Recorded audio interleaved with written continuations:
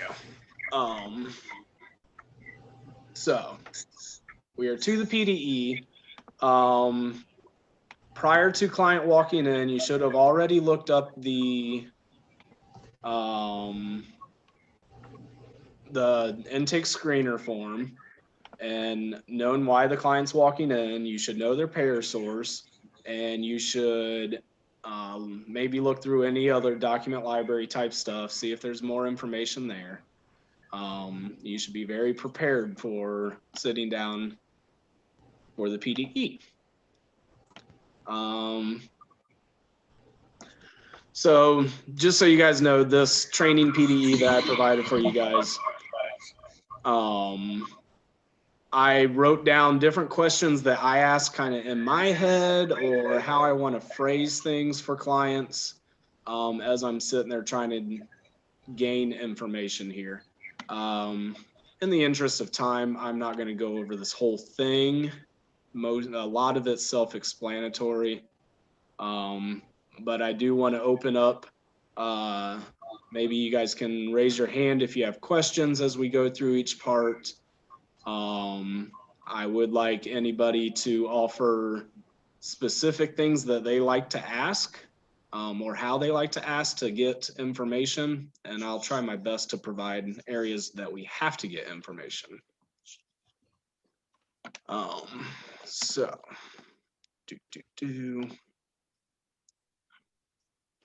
let me get where I'm going here.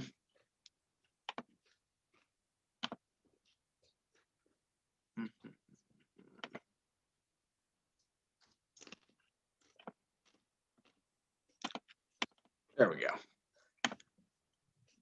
So, Mr. Stephen Tess's child PDE here. Of course, we want to get referral information. A lot of times we can already know that thanks to Tara from the intake screener form.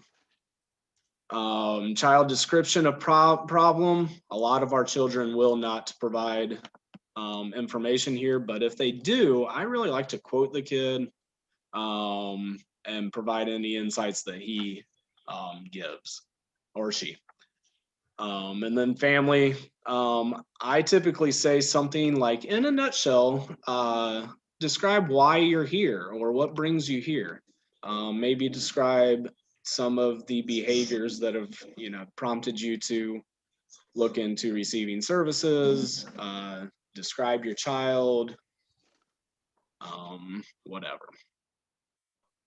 Living situation, pretty self-explanatory. Be thorough. Down here.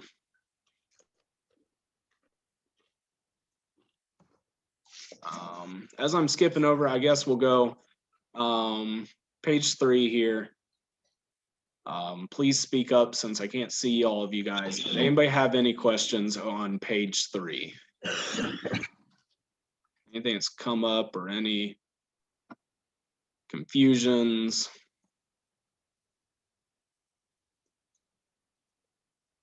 No? All right. First thing I want to hit on is other family concerns. I know these questions can be uncomfortable, but they are very important. Actually, to be honest, every field that is provided in this PDE does have specific reasons why it's there. Earlier this morning, Michelle talked about all the different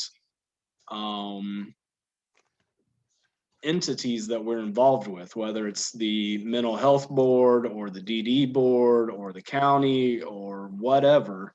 So our paperwork does tend to be very thorough because it has to cover all of the needs of all those different areas. So really making sure you're asking these questions. You can let parents know or clients know that you have to ask these questions. It's part of the process and part of what their payer source requires in order for us to provide services. The other thing to note with this stuff is that just because it doesn't pertain to maybe what you're doing on that day or what you plan to do, you don't know how it might pertain in the future. specifically these family concerns, I know I personally use these, or I look very closely at this if I'm writing up a psych report for clients, as it can be very important to know if there's any sort of problems in these areas. Or not necessarily problems, any pertinent information.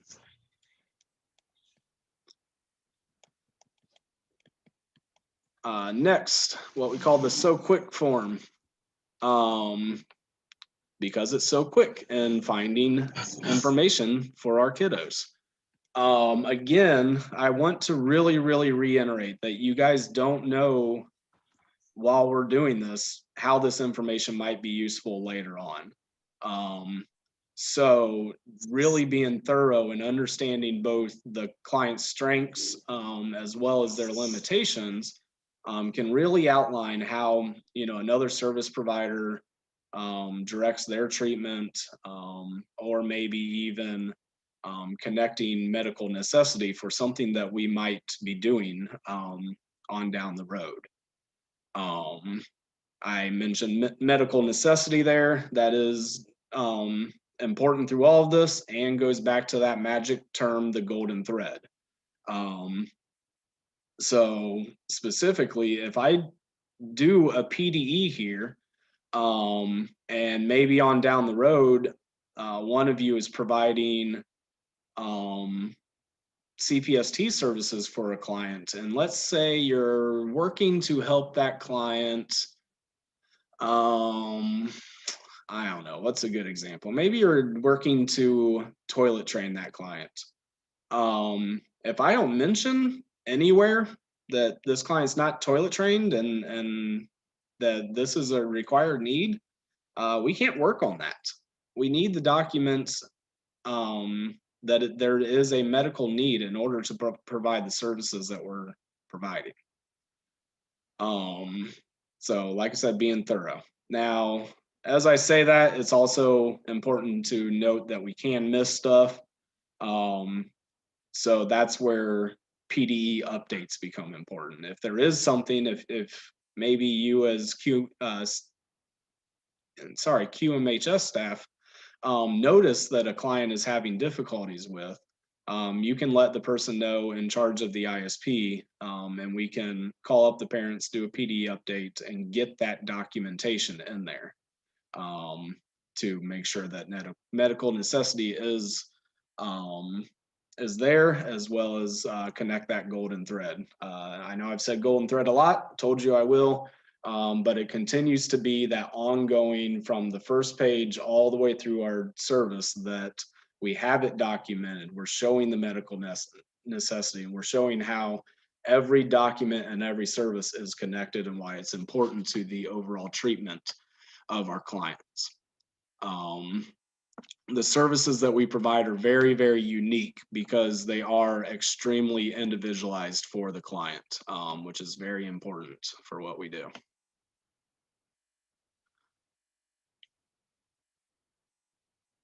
So if you haven't gotten it yet, be thorough. Next, pertinent developmental issues. I love this part of the document as it breaks down different age ranges for our clients. You can really get specific in asking parents or the client things about their developmental past. One thing to note is that the adult form does not have this. It just asks for developmental issues. It doesn't prompt you per age. I would urge you, if you have an adult, to still picture this form in your head and go through these different age ranges and ask some specific questions. The more specific you can get, the better information you'll get.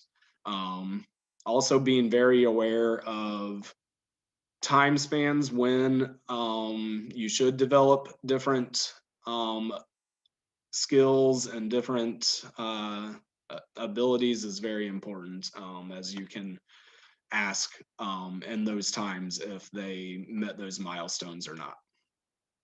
Again, if they are later referred for a psych eval, this is very important, especially as a child gets older. You know, maybe a child's 15, 16, 17. This document can follow them. You know, maybe we filled this document out when they were 4, but now they're 17 and looking for something else. This is still a legal document that documents things that were going on during this time. So it can be very helpful for someone way far into the future before, you know, after we even um, have anything to do with them. So I know our psych testing team will really let you know. We'll get, you know, a 35, 40-year-old and that's curious if he has autism. And we ask if he has any previous documentation of maybe some areas that they were behind in growing up and things like that. And a lot of people don't have it. This can be one of those documents. I have a question. Please. So just because I've run into this, I have a couple clients that are adopted. I just where to document that, because I just put it in, because I could see there'd be like a bunch of different places where to put it, but just to have a consistent spot to place information, because obviously mother might not necessarily have information on pregnancy, and like I've put it in that section, like this is why there's no information on that, but just where else to put like that. Yeah, absolutely.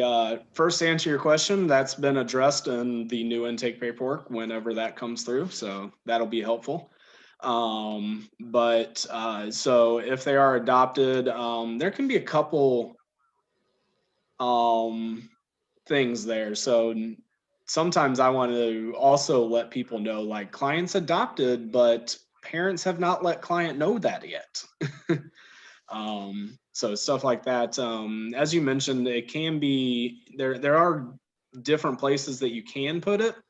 Um, when that occurs in this document, I just try to be as consistent as possible. So if I feel like it's pertinent in one area and then later on I feel like it's important again, I like to put it in there, because the more you can reiterate something, the more chances it's going to have to be read and seen and everything else.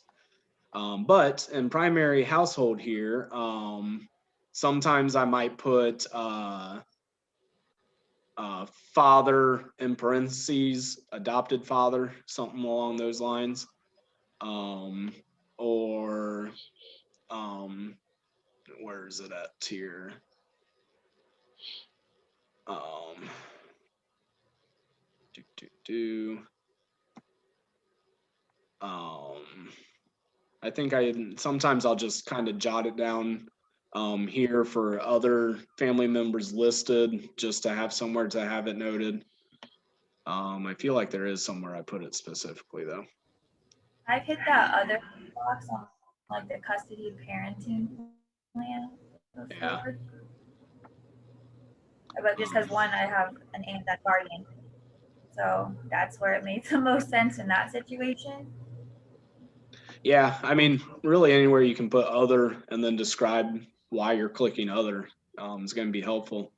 I will also on the developmental stuff, maybe mother does not have information on pregnancy due to client being adopted. Sometimes I have to be as specific as determining bio parent versus adoptive foster parent, grandparent. So I have information per like the grandparent about bio parent. So I'm differentiating all of the above parties. In that I've even had times where I've had to identify that client specifically calls his grandmother his mother. I find sometimes it's helpful in the developmental section too, because it kind of puts in context like when they were adopted. And so it contextualizes a little bit with like, oh, they were adopted. And then we started seeing some of these behaviors, or kind of how long they've been with their adoptive parents or their foster parents in context of kind of their development and their lifespan. Absolutely. Yeah, if y'all want a good summary of developmental milestones, the CDC has that on their website. There's also an app, and it runs from birth to age 5. And it highlights what most children can do in terms of social, emotional development, language, motor control, and those kind of areas. But it's really helpful, especially for those younger kiddos that we tend to assess. Yeah. Thank you. That's an excellent resource. And yeah, like I said, specifically asking things, because if you just ask, did your client or did your child meet developmental milestones between, ages 2 and 4? You might get a yes or no, or you might get someone's not even sure how to answer that or whatever. So knowing those areas and asking specifically, did they learn to speak? How many words? Did they learn to walk? And then even later, when did they start using utensils? Obviously, a lot of people are not going to remember that exact date, but you can start to get a feel. And the more examples that you have of specific questions can also lead parents to start thinking about other areas that you're trying to explore. And once again, understanding that this document's not just for the services that you're trying to provide right at the moment, but it might pertain to something later on. So being thorough.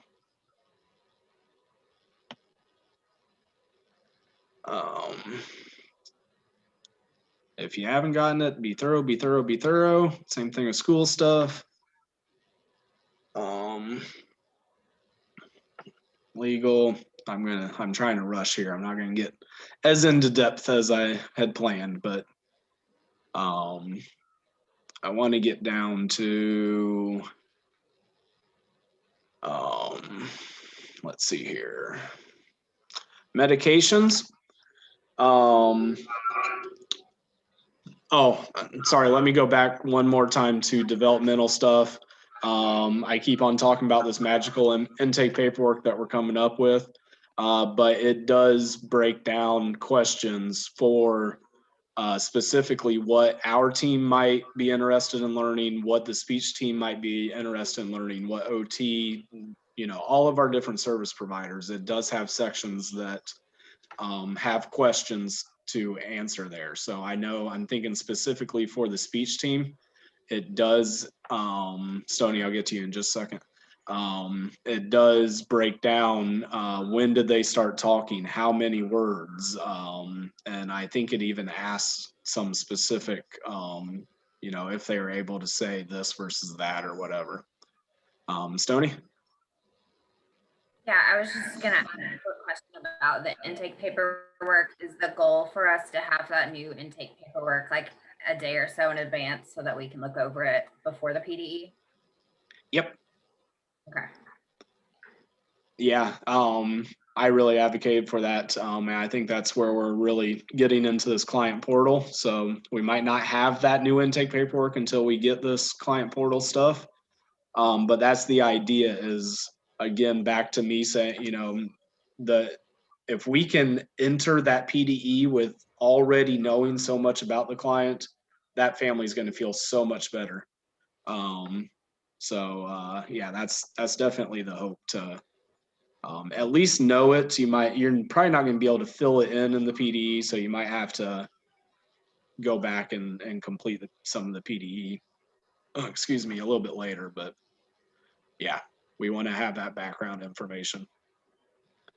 Medications. I will be the first to admit that this is where I really fall off. I'm good at asking if the client is currently taking any medications and what they are. But this prompt right here, asking the name, the rationale, the dosage, the route, the frequency, and the response to their medication. those are all Medicaid required things that we need in this document. Or at least we need to ask. Sometimes parents don't know the answer. Specific, if they don't know the medications, we will need to go back and fill this out when they provide us that list. If they go home and, you know, email us or whatever. But I'll tell you, I'm not very good at the rationale, dosage, route, and frequency. So keep that prompt in mind, please.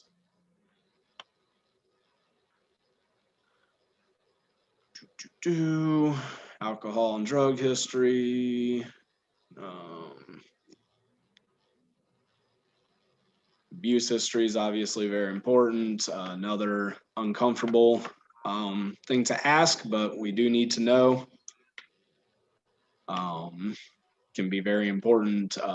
Also, like when things happened. Once again, as Stoney pointed out, knowing when trauma happened can help explain emerging of new symptoms. My favorite part of this, the problems checklist, really goes into depth on some specific areas. Be thorough, ask all of these questions. And let's see here.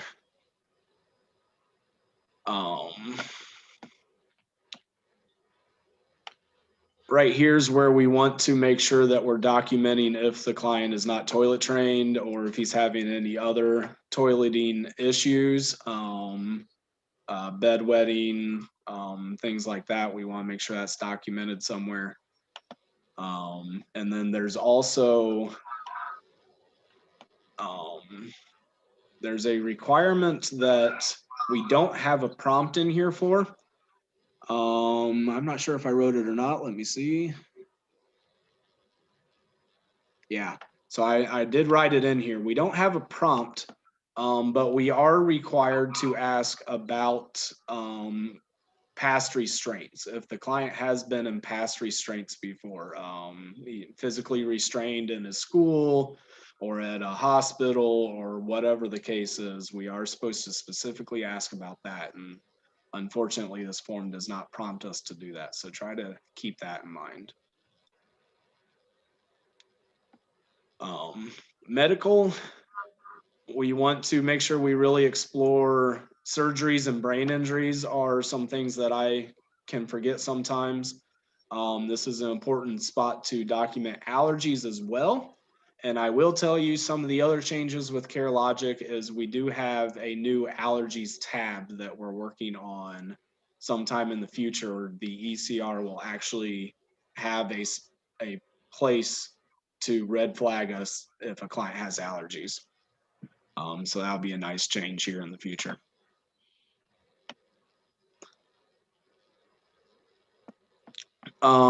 This deficit area seems kind of small, but important to click where their deficits are and kind of reiterate what you've observed or what's been reported, again, as that golden thread in medical necessity.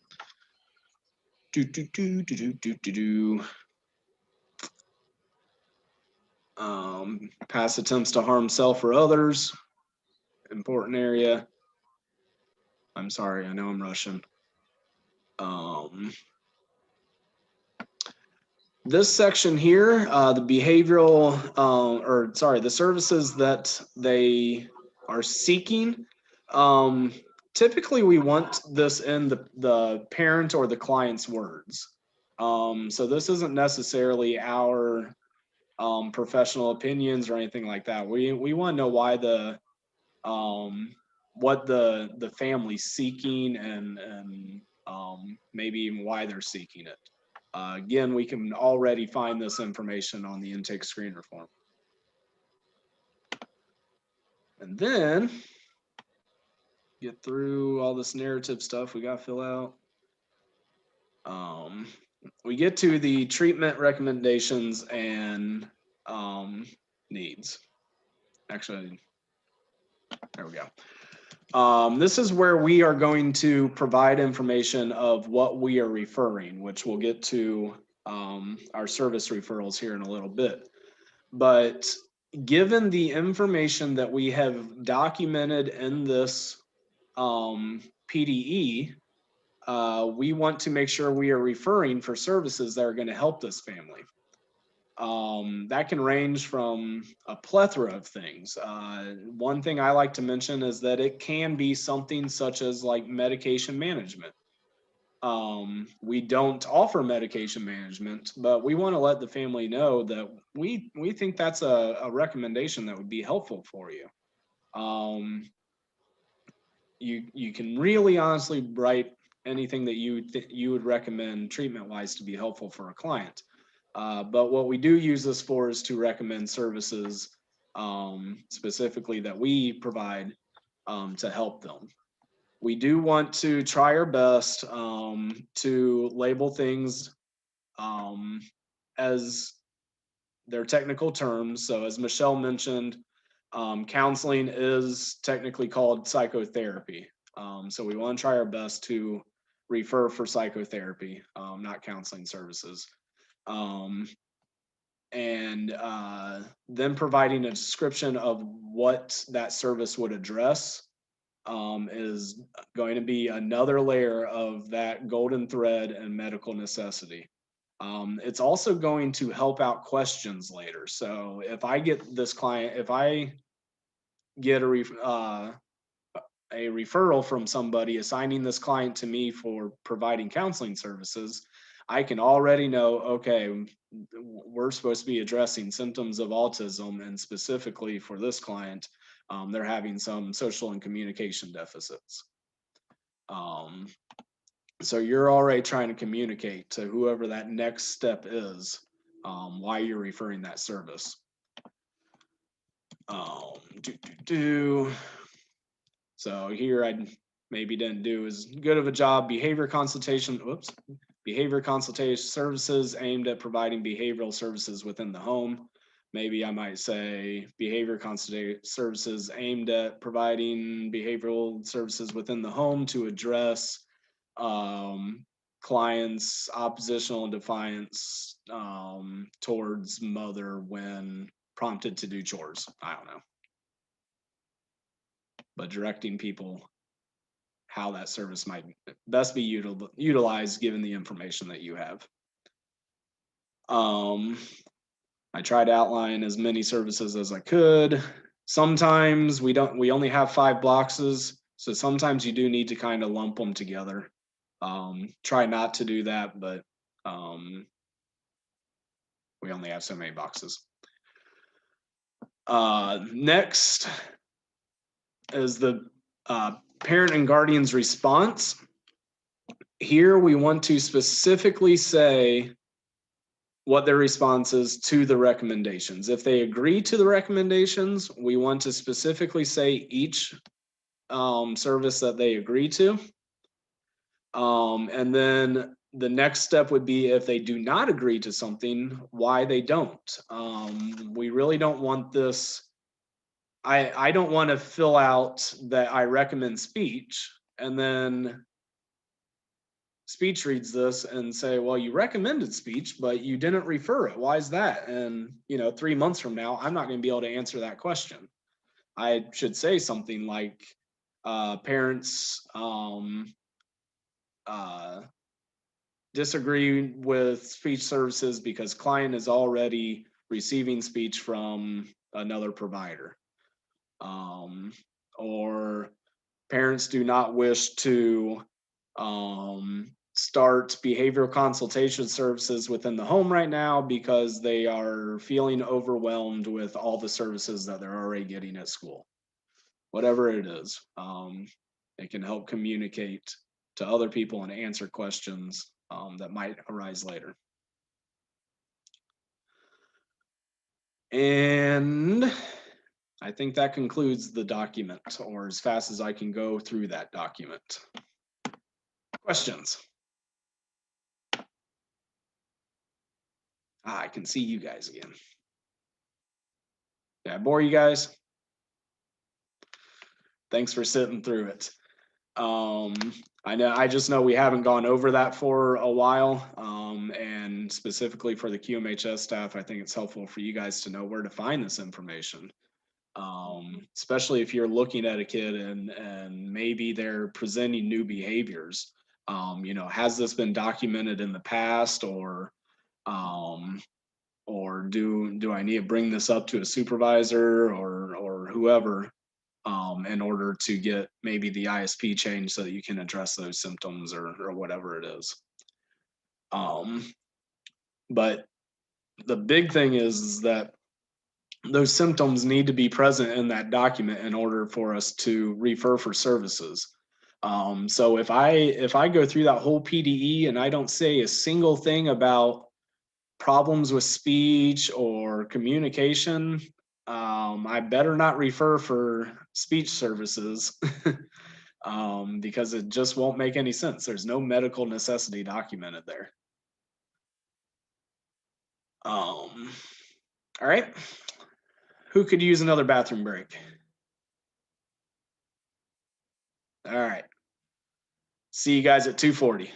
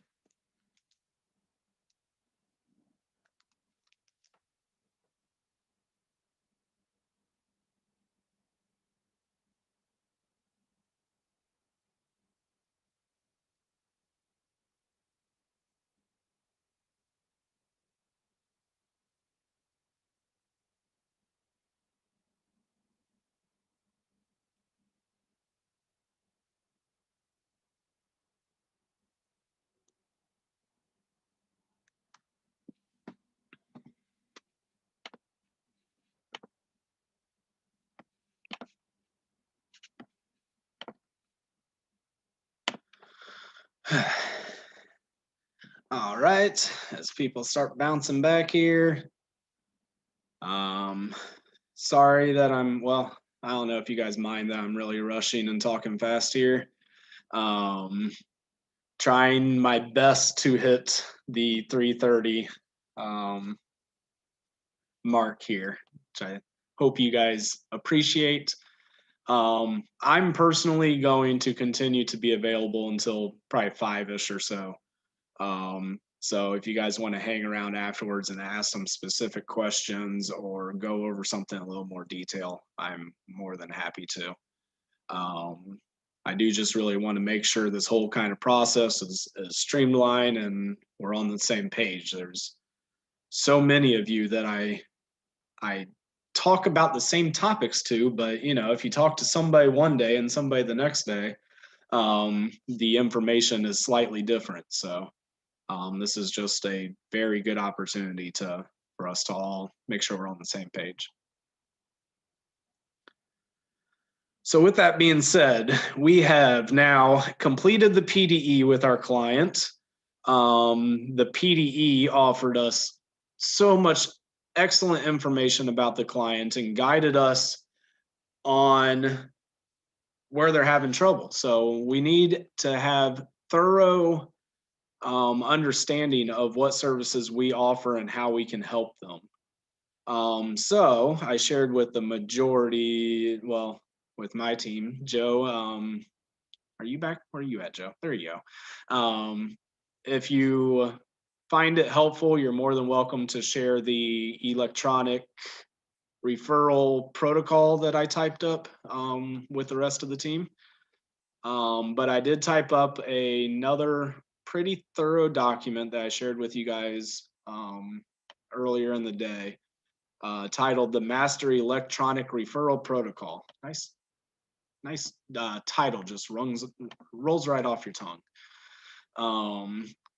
So the purpose of this document, I'm not going to go through it all, but I really wanted to try to provide a description of the services that we provide, as well as some focus areas that you guys can keep in mind while you're in the PDE of, you know, if this comes up, then it should kind of like ting, bring a light bulb on your head that maybe I need to refer for that specific service. Our team specifically, I think psychotherapy and case management and CPST and testing, we all have very good backgrounds on. But the other services that we provide, the first one listed there is speech. You might want to read through some of those focus points because there might be some areas there that you don't realize that our speech team can help work with a family on, and that we might want to provide a referral to speech. One specific one I always make sure I hit on is difficulties with eating and food textures. Our speech team is skilled to work with clients and families on eating behaviors. And I'll tell you, maybe one of the most consistent things during a PDE that I hear is if a client is diagnosed with autism, that he's a very picky eater. He only eats chicken nuggets. He will not eat vegetables. It might be an opportunity to refer to our speech team to work on some of that stuff. It might be a texture thing, or they are even skilled in understanding how the muscles in the mouth and throat work, and might be able to provide how to exercise those muscles in order to be able to tolerate certain textures or whatever might be going on there. I'm not going to pretend like I know anything about it, but that's why I refer to a different team, because they are the experts on it. So if those things come up, you know, it can start a conversation about, hey, look, you mentioned he's a picky eater. If you're interested, I'll refer you to the speech team. They'll meet with you. They'll assess him. They'll tell you a direction that he might be able to go, or how they might be able to help, or whatever. So some uniqueness there with some of our teams that we might not always think of. Occupational therapy, they have some stuff pertaining to eating too, which I didn't realize. But things listed there. Physical therapy, I'm not sure if we're offering at the moment, but still, like I said, some of our referrals don't have to be for our own services. Or we can refer for, hang on, Tara. We can refer for services, but we might not be able to provide them. So I might feel very passionate that this child needs speech services, and I refer to our speech team. They meet with the child, and maybe they can't provide it because of the payer source, or maybe it's a specialty that they're not skilled in. They are still going to be the best people to them provide referrals to the next step. And that's how we can help make sure this child's getting the help and services that they need. Yes, Tara. I just wanted to let you know, because I was kind of curious about that. I had someone who was referred for PT, and we are doing PT currently. We particularly, like HTS ourselves, don't have a physical therapist, but we kind of contract that out. So go ahead and still make the referral for PT if that's something that you are interested in. And I give that information to Becca and her team, and they know who to contact to kind of get those PT services going. Thank you. You're welcome. So yeah, that would go to Becca. But yeah, even if we did not provide physical therapy, if you thought it was something helpful, then you could still get that information out, and we'd figure out how to connect them anyways. So yeah. So anyways, like I said, I'm not going to go through all these different things. You guys definitely have the abilities to read through this and use it as a tool for yourselves in whichever way you see fit. I just really wanted to outline. I will say one thing that I did not outline on this, I started to, and then I changed, was which service or which payer source each service accesses. And the reason that I did not provide that is that you want to do your best to understand how the payer sources are used with each of our service providers, but we don't want to limit that in our referrals. We don't, if a 5-year-old comes across our plate that has autism, and we feel like ABA services are the best therapeutic approach for them, we still want to provide that referral. And we still want to connect them to the people that know that service the best. And then once again, they can take that next step in figuring out how can they help, how can they provide the service or whatever is going to happen in that situation. We really don't want to get ourselves in trouble of, not referring somebody for a service because we didn't do a thorough job of, seeing how it can be accessed, because, we can't know everything. One very big example of this that I will let you guys know is specifically ABA services. A lot of times people do not have the funding specifically for ABA services, but there are many other avenues that we can take to still provide ABA services. And I don't know all of those avenues. So I want to make sure Michelle and Brittany and Sam and all them get that information so they can try to help that kiddo.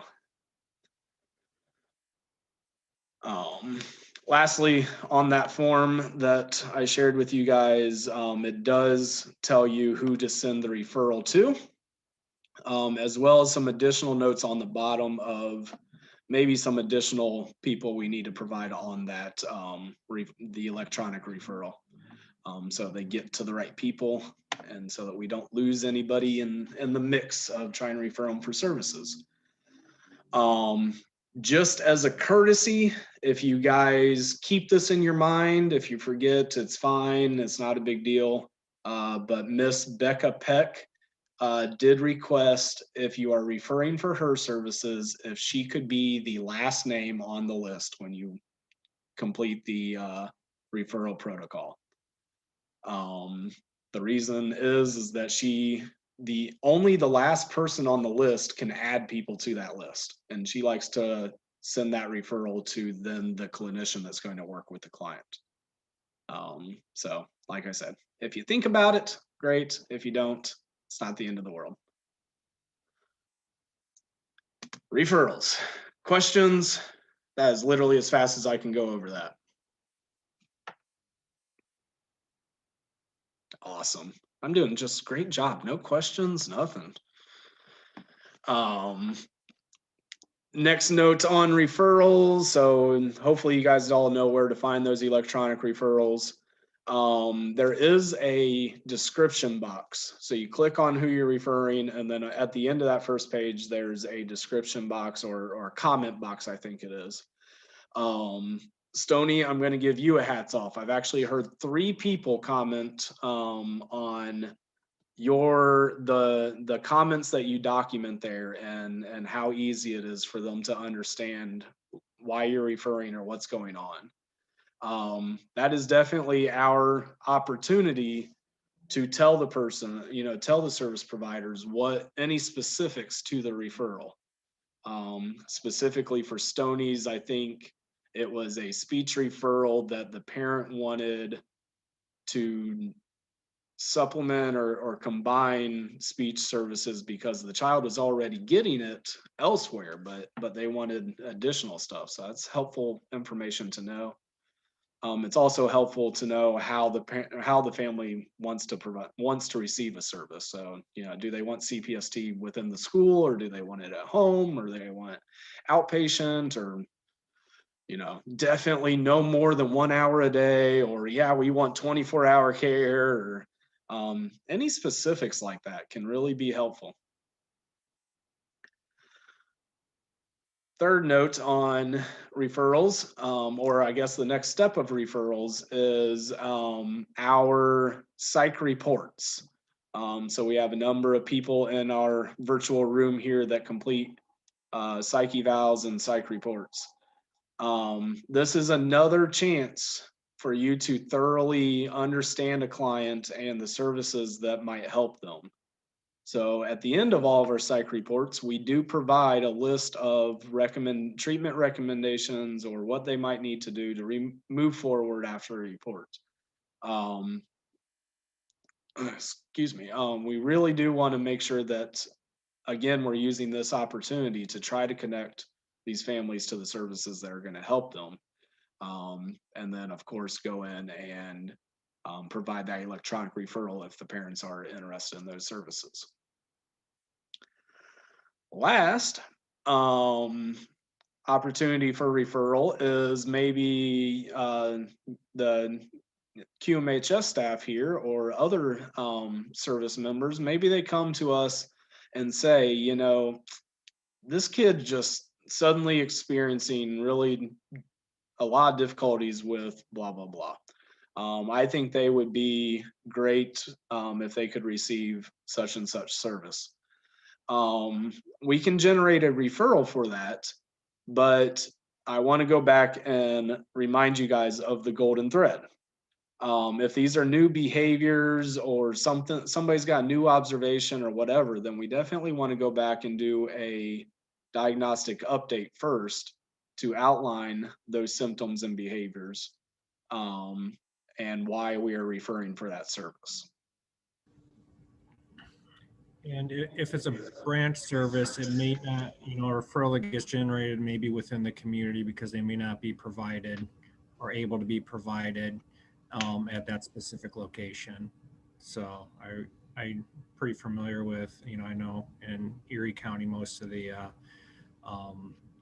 services there, not so much Lancaster, but I, know that I have the ability to find out. Yeah, absolutely. And that all goes into, we want to be providing the best overall care for our clients. So that doesn't necessarily mean that we have every service and every possible way to help a client. So yeah, it's very helpful to reach out to the community and whatever else. Renee? We're talking about referrals, and you said, well, maybe the parent wants speech in the home. Is that an option? And if so, I should know that. Right now it is. Is that okay? You mean telehealth or in person? They're doing telehealth right now. I'm not too sure. This goes back to, you know, we can't be experts on everything. Right. No, I'm just curious. Yeah. Yeah. Every So once in a while, I have a parent that prefers that, especially pre-COVID. Like parents of youngsters would be like, yeah, in home, yes, please, come to me. Yeah. Okay. Yeah, the answer is I don't know for sure. I would still refer and ask Becca, like, hey, would you do this? Okay, And cool. actually what would come out of that is, you know, if we started getting a lot of referrals for that, then we're just going to hire someone to do it. Okay. That's one way to look at it as well. You know, if our radar gets up that, hey, here's a new service opportunity, new way to reach our clients, we have plenty of interest, then yeah, we'll figure it out. Okay. Thanks. So that's referrals. Let's make sure I hit on everything with that. Referrals after services started.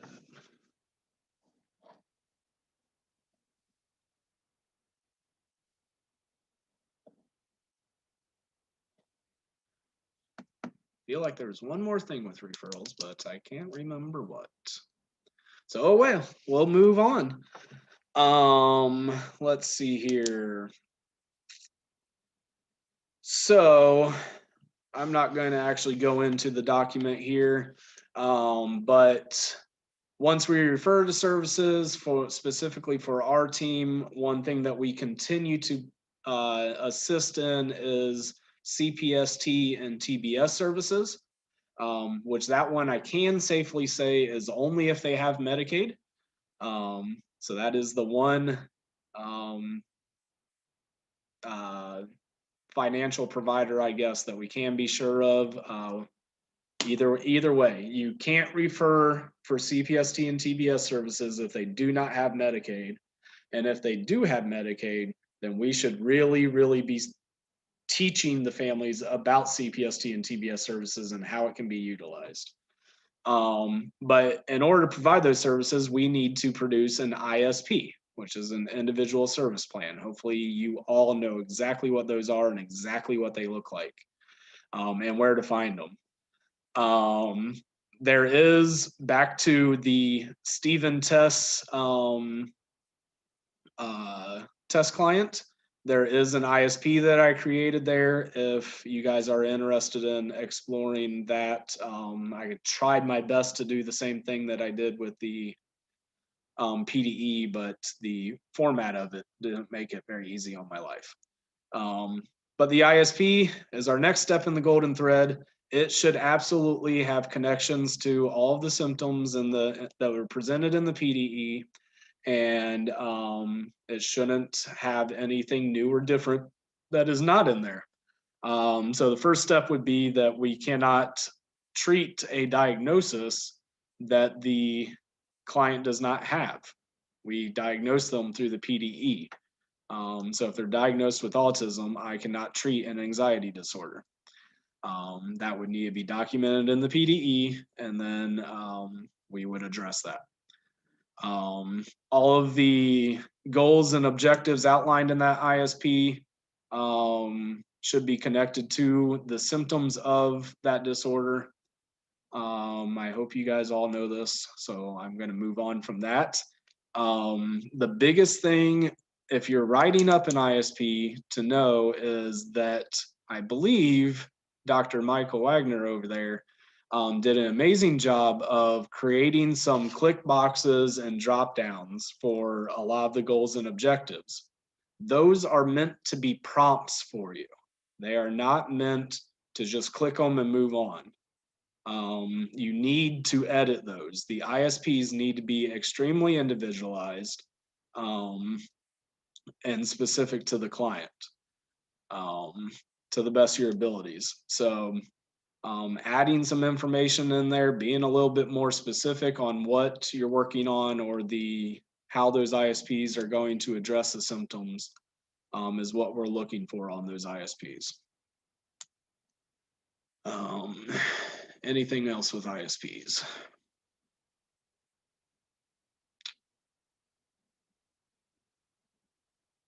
I think that about covers it. So that's the ISPs. There are, just because of formatting issues with the ISP, there are some clunky areas that we continue to try to work with or work around. One thing, I guess a couple things for the QMHS staff that are here. Anytime you see anything odd with it, always contact the person that created the ISP and see what needs to happen with that. A big thing is if the goals and objectives don't populate, you want to be asking why that is. There might be a reason, or it might be something that we messed up on. So you get fixed as soon as possible. Let's see here. Can I also add that when you are choosing your goals and objectives, that you pay extra attention because there may be speech goals and objectives and you have to differentiate between the two? Yeah, knowing what you're working on and making sure that it is that service is provided under whatever it is. So there could also be different goals and objectives for, say, counseling services to CPST services. So really talking with whoever created it and having a clear understanding. You should also have a clear understanding of which goals and objectives you're going to work on before you step in the room with the client. So that's very important. Also, what I was going to go into is, I believe it's the objectives. No, yeah.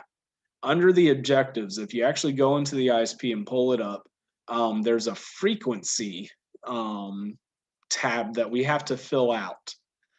And it's very, very difficult. It's one of the areas that we kind of work around the best we can.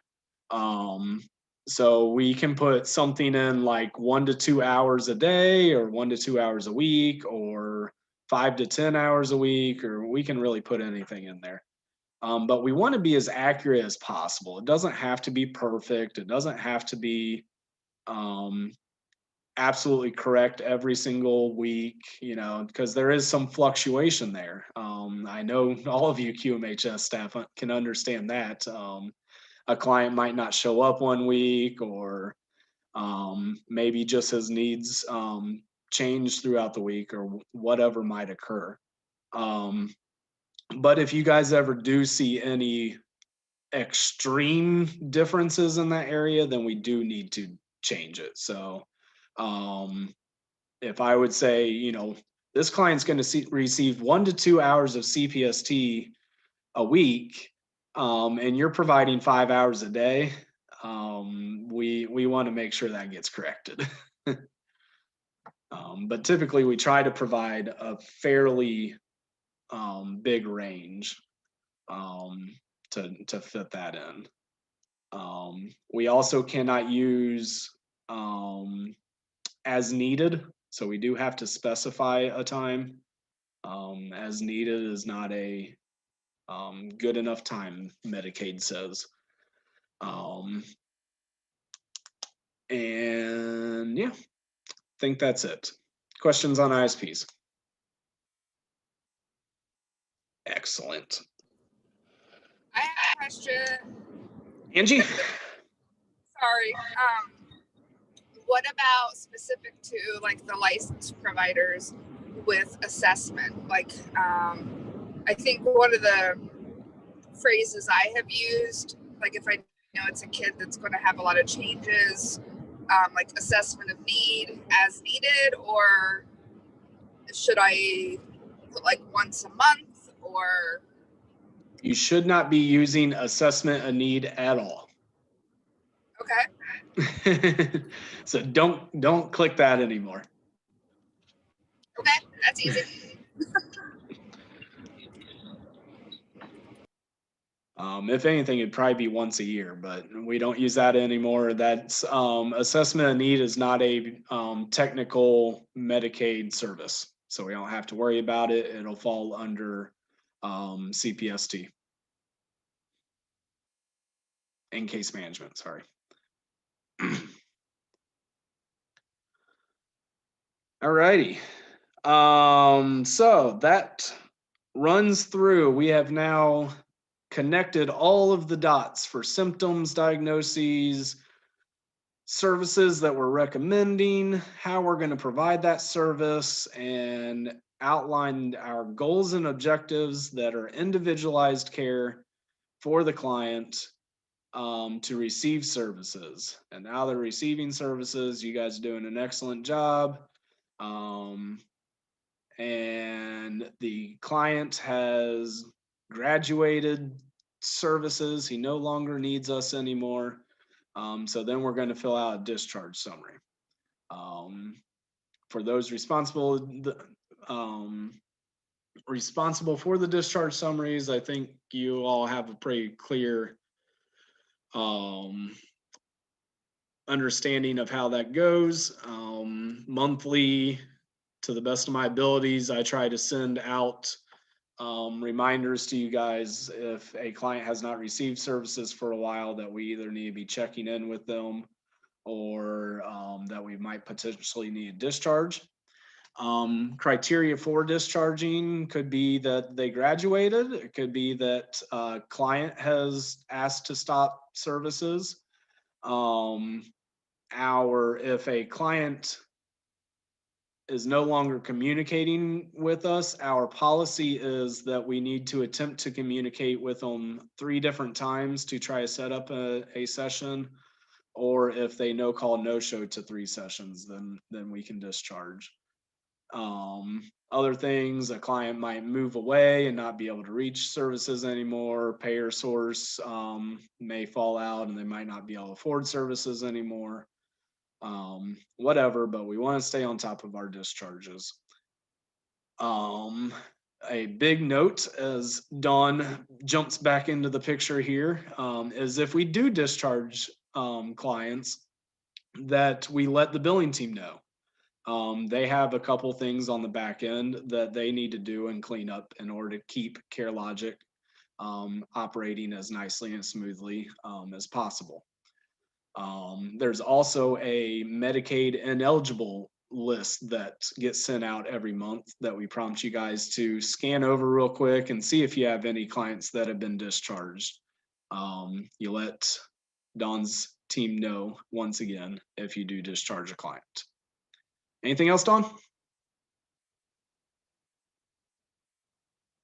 She just ran away from me. I know, I clicked on the wrong button. Yeah, it's really important to let me know or my team know about the Medicaid, because each month when we check them, we get charged for those. So if a client has been discharged, let's get them off the list. I know it sounds silly, but every penny we save is better for the company, makes it. So, and if you ever have any questions, you can just reach out to me. I'd be glad to answer them about that. Thank you, Dawn. So yeah, very important. As she mentioned, every penny saved is important. Actually, that's money that often goes into our pockets. So think of it that way. Whether it's either goes into raises or probably more goes into a lot of the different things that we ask to buy throughout the year. Discharging, dun dun dun dun dun. Dawn mentioned the prior auth process. Since we have Dawn here, I think I'm just going to bring that up as a standalone topic here. Does anybody have questions that they would like to ask Dawn about the prior auth process or anything along those lines?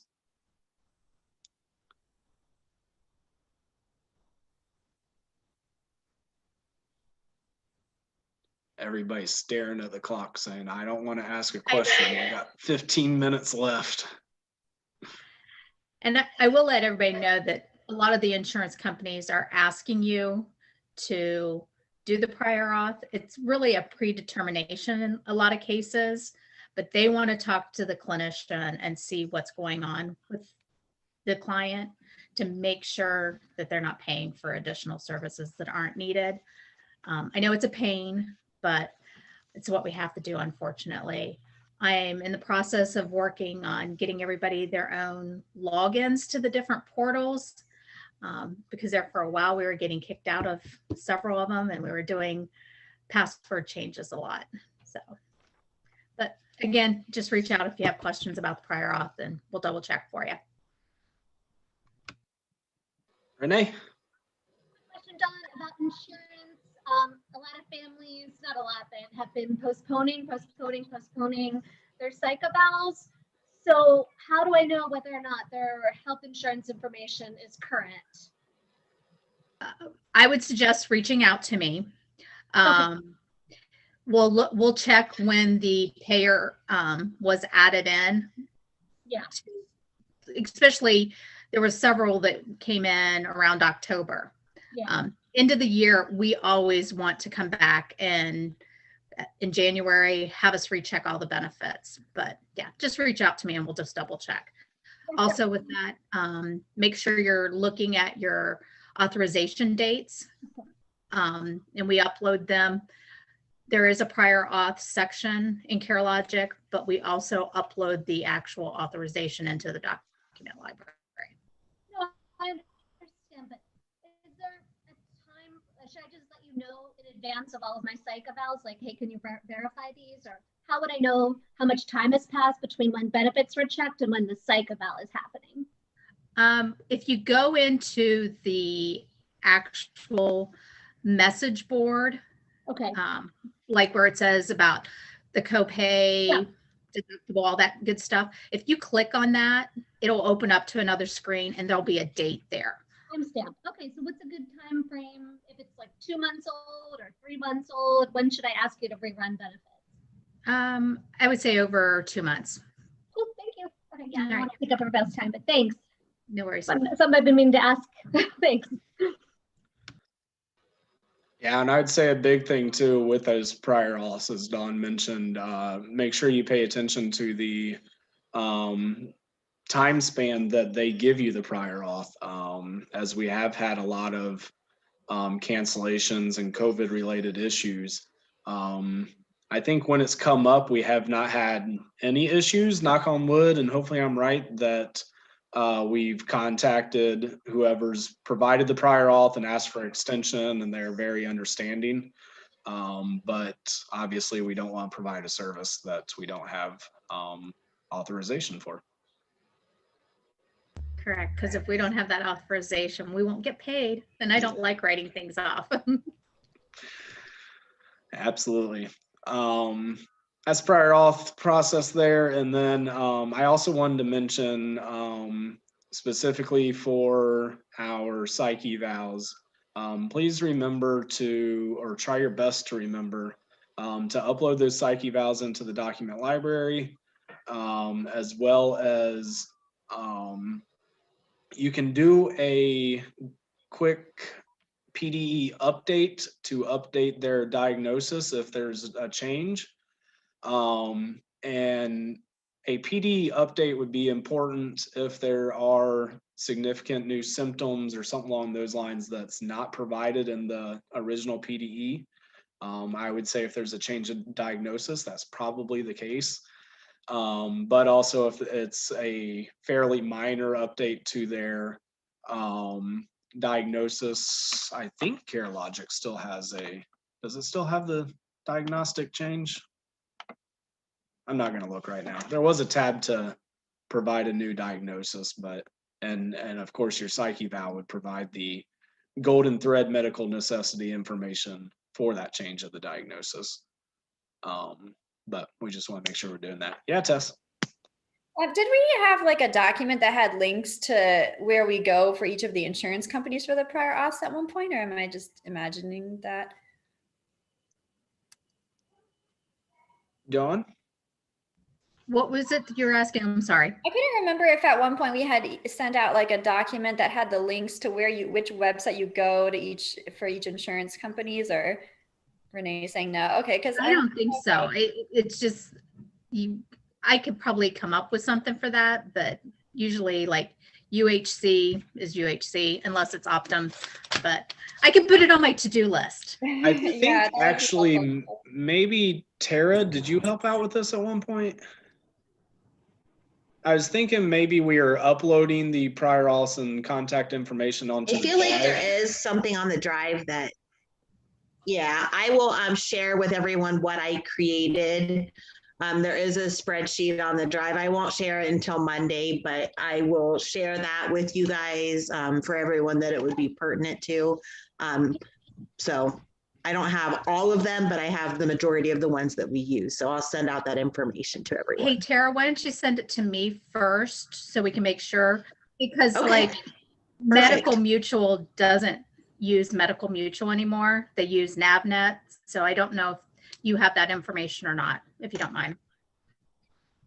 It's probably not up to date. I was actually wondering if it disappeared on when we switched emails.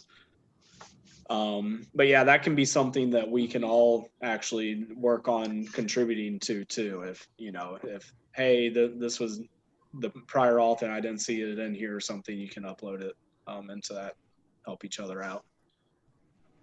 Tara and Dawn, I do want to say thank you for all the hard work you do on prior authorizations, because I remember a time where we had to do that on our own and it was awful. You're welcome. Yeah, that's up there in one of the duties that I absolutely cannot stand.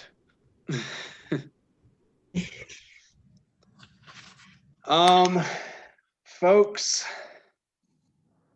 I'm out of breath and I'm looking through my different notes here to make sure I didn't cover or didn't miss anything. So anybody feel free to add anything while I'm looking if you want. But I think we're doing pretty good here. I was curious, Trevor, did you ever find out how we're supposed to put our hours for today in Paycor? Oh, I wasn't promising I'd find that out today. I haven't been able to stop since about 7 o'clock this morning. I mean, I figured you had a couple minutes free. You haven't really been doing You had a potty break, Trevor. I mean, come on. No pressure. I was just curious. I just put it in as a regular 8 hours worked. Okay. Yeah. And I think that's what Michelle was shaking her head to, Trevor, when you originally said that. I saw Michelle shaking her head in agreement with you to just put it as a work day. Yeah. Feels like a work day. It is a work day, so that's good. Absolutely. It is a very forced upon you work day. Actually, we might even need to add it into the employee handbook. You're not allowed to take a PPL day on PD. Can't take PPLs on PDDs. That's no fun. I had a quick question about that. Are we able to edit because on Tuesday when we were out for Calamity Day, I just put in the regular work hours. I didn't put the DTO. Are we able to edit that, or is this just something going forwards? Let me think about that. If it would need edited, it would have to go to your supervisor. Joe, do you sign off on their? I do, and what I've been recommending to people to do in those situations is to contact Mindy. She is very kind and helpful, and that she will work with you on being able to get that taken care of. All right. And then the second question on that is, say there's a 2-hour delay. Do we put 2 hours DTO and then the rest as a work day, or?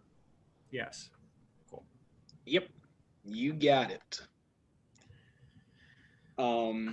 Yeah, and actually that's more for like recording stuff on the back end. So it's not gonna affect your pay any, whether it's, if you accidentally put DTO on a day when it actually is a work day, it's not gonna affect your pay any, but it's pretty important on the back end for us to be able to run long-term reports. So we're very hopeful, to have 5 years worth of data to understand budgeting and how many days we can actually expect, you know, to have productivity and all that good stuff.